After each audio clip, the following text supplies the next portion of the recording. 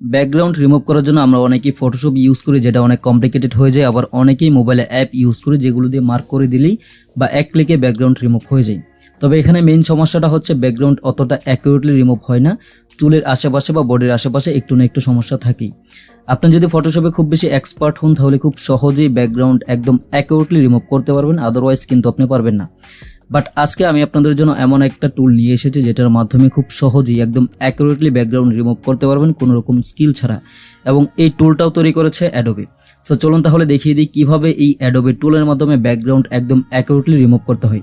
তার আগে বলে, যদি আপনি আমার চ্যানেল নতুন দর্শক হয়ে থাকেন, অনুরোধ থাকবে সাবস্ক্রাইব করার জন্য এবং পাশে থাকা বেল আইকনটি বাজিয়ে দেওয়ার জন্য।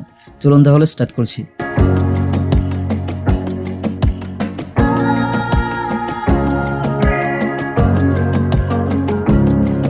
প্রথমে আমাদেরকে চলে আসতে হবে অ্যাডোবির এই ওয়েবসাইটটিতে, এবং এই ওয়েবসাইটের নাম হচ্ছে অ্যাডোবি এক্সপ্রেস। এই ওয়েবসাইটের লিঙ্ক আমি ডেসক্রিপশনে দিয়ে রাখবো। ওকে, ওয়েবসাইটে আসার পর এমন একটা হোম পেজ দেখতে পারবেন এবং এখানে লেখা আছে দেখতে পারবেন আপলোড ইউর ফটো। সো প্রথমত আমাদেরকে আপলোড ইউর ফটো এখানে ক্লিক করতে হবে। এখানে ক্লিক করার পর যেই ইমেজটার ব্যাকগ্রাউন্ড আপনি রিমুভ করতে চাচ্ছেন সেই ইমেজটা আপনি এখানে ড্র্যাগ করে আনতে পারেন, অথবা ব্রাউজ অন ইউর ডিভাইস এখানে ক্লিক করেও ফাইল থেকে আপনি ইমেজটা সিলেক্ট করতে পারেন। তাহলে দেখবেন ব্যাকগ্রাউন্ড রিমুভ শুরু হয়ে গিয়েছে। বাই দ্য ওয়ে, এখানে আপনাদের একটা কথা বলে রাখি, ফটোশপ 2021 ভার্সনে ব্যাকগ্রাউন্ড রিমুভের যে আর্টিফিশিয়াল ইন্টেলিজেন্স ইউজ করা হয়েছে এটাতেও কিন্তু সেম টুল ইউজ করা হয়েছে। এজন্য এখানে ডান পাশে লেখা আছে দেখবেন remove background powered by Adobe Photoshop.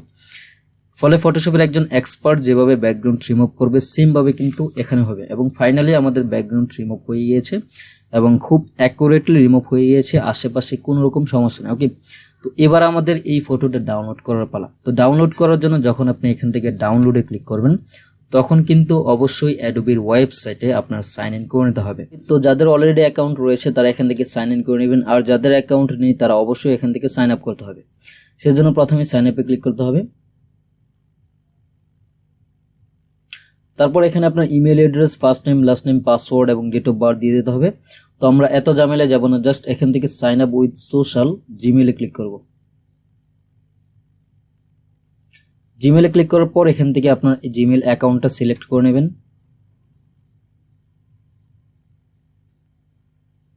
তাহলে দেখবেন automatic first name last name select হয়ে আছে। তারপর এখান থেকে আপনার ডেট অফ বার্থটা জাস্ট সিলেক্ট করে নিতে হবে। আমি এখান থেকে আমার ডেট অফ বার্থটা সিলেক্ট করে নিচ্ছি। তারপর এখানে প্লিজ কন্ট্যাক্ট মি বায়া ইমেল এই বক্সটিতে টিকমার্ক দিয়ে দিবেন, দেন কন্টিনিউ ক্লিক করবেন।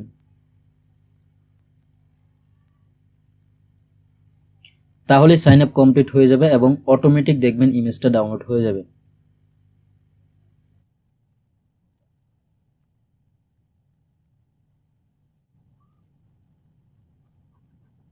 তো সাইন আপ করার পর দেখবেন অটোমেটিক ইমেজটা ডাউনলোড হয়ে গিয়েছে এই যে বাম পাশে। এবার এই ইমেজটাকে আমরা একটু ওপেন করে দেখব ব্যাকগ্রাউন্ড কেমন রিমুভ হয়েছে। তো ইমেজটাকে যদি আমি একটু জুম করে দেখাই তাহলে দেখুন চুলের আশেপাশে একদম অ্যাকুরেটলি ব্যাকগ্রাউন্ড রিমুভ হয়েছে, একদম প্রিসাইজলি ব্যাকগ্রাউন্ড রিমুভ হয়েছে।